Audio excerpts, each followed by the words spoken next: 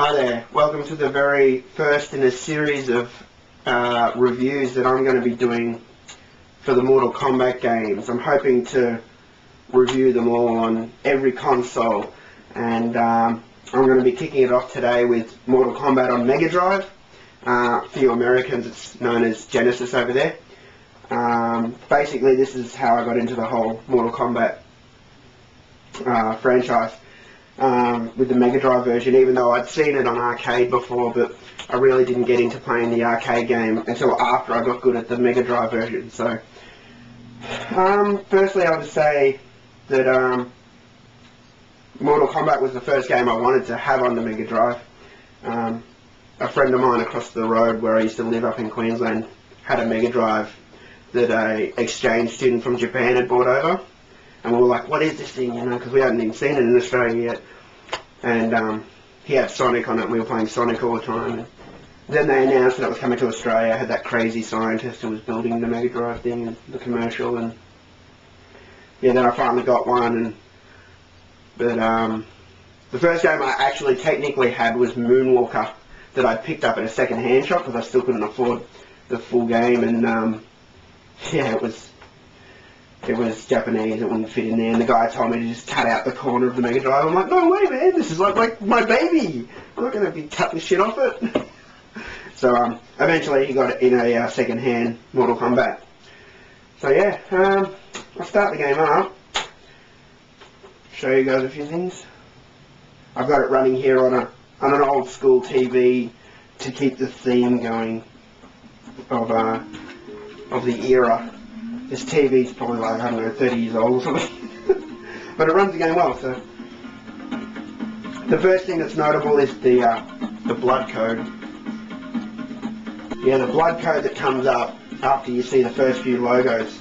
This is the only game that has the word code has many different definitions screen.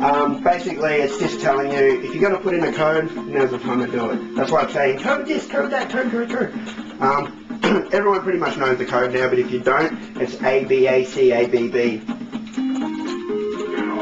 And then it turns red, and you hear Scorpion say, get over here, and then you've got blood on them. The fatalities without blood are pretty lame.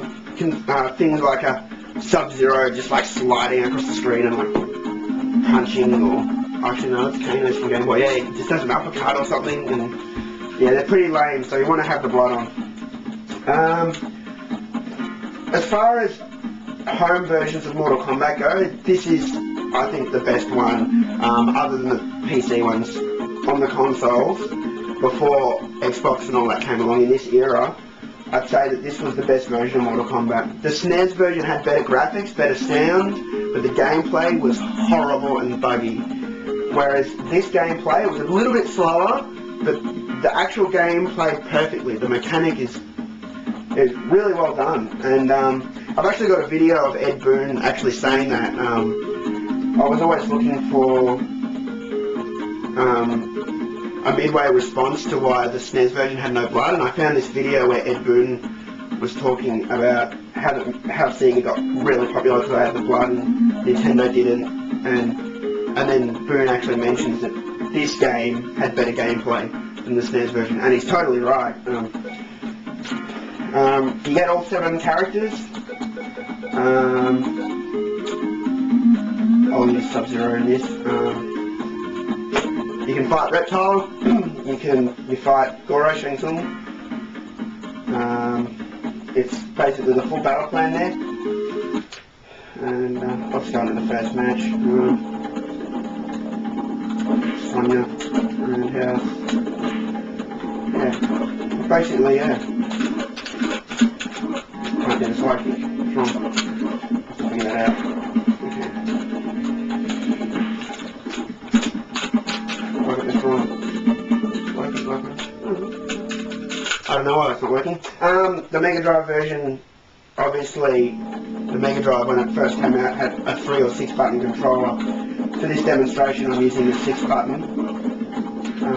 And that's the way to play Mortal Kombat. I mean, even though I played it for many years with the 3 button, you want to have the 6 button. And there you go, there's Sub-Zero spine ripped with the blood, which is very cool. The gameplay of of Mortal Kombat is very good. It started off there. I got a double flawless, and it gets pretty hard by the time you get up to mirror matches. It starts fighting back. I'm using the default difficulty here. When you fight Goro's pretty hard. Not impossible. Shang Tsung's pretty easy, to be honest. Yeah. Compared to the arcade version is more fierce, but obviously in an arcade you've got to compensate for the fact that people are waiting. The game's more fast, more fierce. You know, they want to get a lot of people through playing the game. They don't want someone to be there on it all day long, you know, like people did with that Ultimate MK3 glitch with fighting Ermac. It just kept resetting the game and giving you, like, didn't give you a credit. It just, you beat the game and then it'd go back to the start and fight all the way through the game again and then do it again and then go all the way through the game again. That's what people were doing. And yeah, that's the worst thing to happen in an arcade, because I want people to play the game, go through, and I want the game to make money. But, you know, when it comes home, none of that matters. You paid the $90 or $50 or whatever. And, yeah, and obviously, you know, you're dealing with a 16-bit console, nothing like an arcade machine, so you have to down the sprites and stuff. But, what else can I say about the Megadrive version? It's got that other cheat. If I show you, I didn't show you the other cheat. You've got the blood code, which comes up on the code screen. Then you've got what's called the dullard cheat, which you do on the menu. If I can just get through this, come on.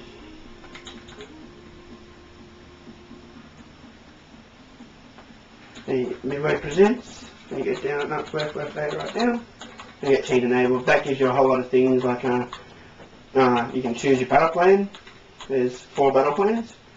You can choose how often you get test your might. So if you guys have never seen Ruby or Diamond, it's a good way to set it. And then you get your flags, which all do various things. I think 5's unlimited credits, 6 computer always kills you, 4 you always get a reptile clue, stuff like that. But the Megadrive version is definitely the one. For that era, it was just perfect. I'd love to know how many hours I racked up on this game. There's no way I'll ever know, but I'd give Mortal Kombat on Mega Drive 9 out of 10. The graphics aren't as good as the SNES version, but they're still up there. The sound's great. The gameplay, the most important thing, is spot on. Thanks for watching.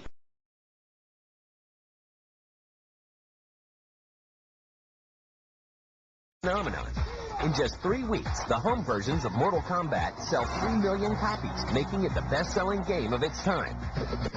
But the very thing that makes the game unique also gets it in trouble. The fact that there was blood in the game was this big controversy, and I remember when Mortal Kombat first came to the home console systems, Sega Genesis and Super Nintendo, and Nintendo wouldn't even let them have blood in the original Mortal Kombat game.